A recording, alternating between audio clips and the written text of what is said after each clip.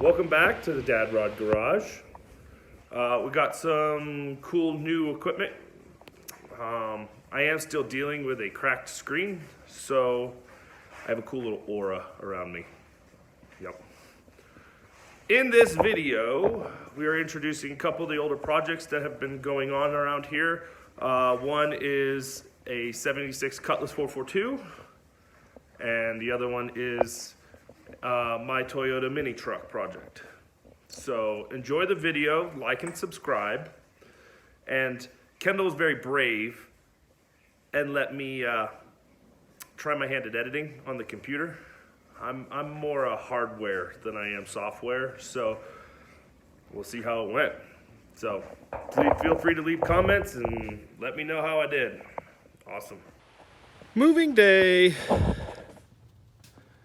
You'll have to excuse the garage. The car's been in here a minute.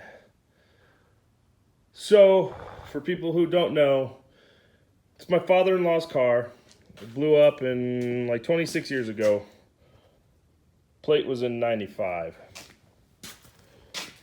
He had the motor built, and then the car sat in the garage because life happens, and we all know this.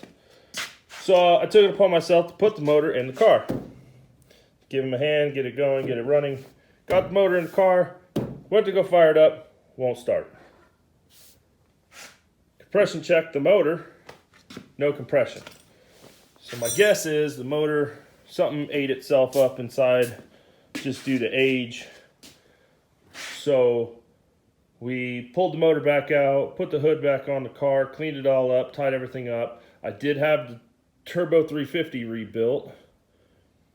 And it's built for the 455 big block with 11-to-1 compression and high rise and demon carb, and it's ready to go. But because the engine builder, I believe, is like a month out, I'm not gonna have to sit here for a month because I do have a few other projects that need to be in here to get done. One of which is going through all my LS parts to get them together to go away because I'm getting rid of the LS motor and I'm running a different route on my truck, and I'll just inform everybody of that when I get that project kind of back on track. Anyway, what they're doing with this one is it is going on the gooseneck, which you can barely see out there, and headed out to the barn, which is way the out in the back 40 where the mini truck is living right now. And I'm going to take the mini truck back out of the barn, put this one in the barn, and then when the motor comes back, I'll just shove the mini truck outside and tarp it, pull this in, hopefully have a video of us getting the 455 dumped in it real quick. I mean, I had that motor out in less than an hour and a half. So going back in should be hopefully the same, because I do have a buddy who's been coming up and giving me a hand here with it. So we'll have pictures of it and videos of it once it's back on back in the shop here. First step is obviously getting the 455 rebuilt and getting this out to the barn. So we'll do that, and then I should have another video of the mini truck in all its bird poop and dust glory right now, because it's in a barn uncovered because it's spray painted, so I don't really care. This one will be covered. I will be tarping over it, making sure that no birds can crap all over it, and try to keep the dust out of it as much as possible. Transmission sealed up, so I'm not too worried about dust getting underneath it. But obviously the doors, like the door, you have to slam the crap out of the door to get it to shut. It's typical GM, old GM. So this one will be covered and ready to go. So when it comes back, it still should look somewhat how it does now, I'm guessing. But it'd also be nice to get it out. I could just push it back, but get it out and get this absolute disaster cleaned up. I mean, this thing's been in here for months, and I've done brakes on cars behind this. I've done everything else. So just time to clean up, start fresh, get the little truck in, go through it, and then yeah, I'll have a video of what we're gonna do with that little guy. Nothing super special, but I mean, I'm just dying to get it back on the road. So we scrapped the race truck project and we're going a different route with it. But more to come on that. So yeah, videos and pictures to come. But as of right now, I've got to figure out how to push this heavy thing out. So see y'all.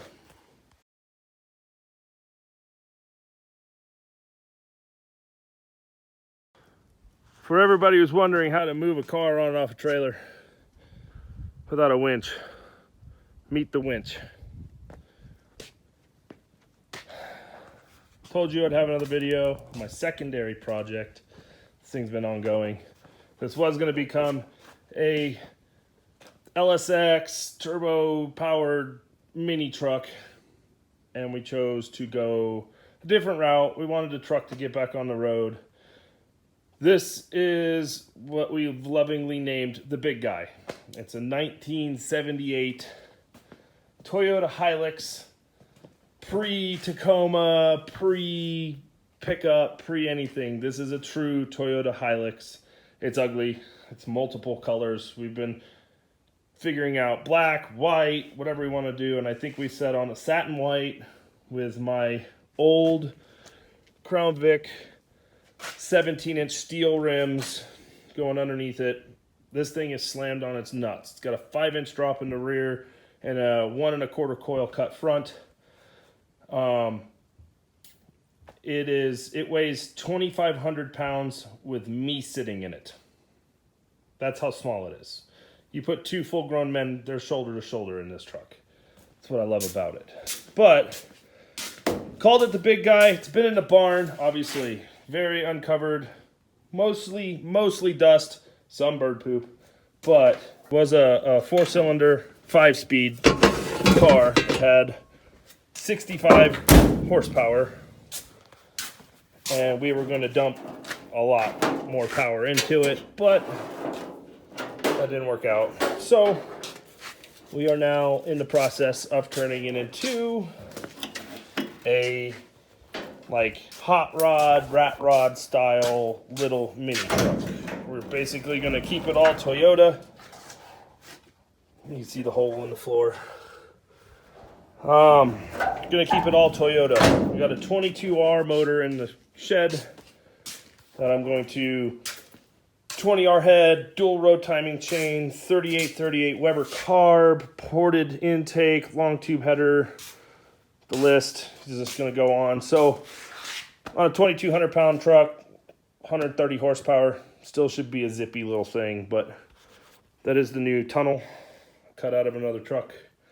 All the stuff in there for it. So yeah, this was a secondary project. This is the video I was telling you all about that I did bring it. I do have the grill, which has lived in the corner of the garage for a while now, because it's one of those holy grail parts. You can't find them ever. And if you do, they're broken or they don't have anything. Kendall found one with all the mounts, everything. So it's tucked away in a nice safe spot. But yeah, I'm hoping to have this thing up and running by spring, at least running and driving. I'll figure out what to do with body work. Kendall lost it off of a tow hook one day, and it unfortunately hit a tree. So it kind of creased the side here, broke the spot welds and the taillight. So it'll have to go visit good old Royce. Don't make fun of it too much. It's ugly, but I love this thing. It's so much fun. All right, have a good night.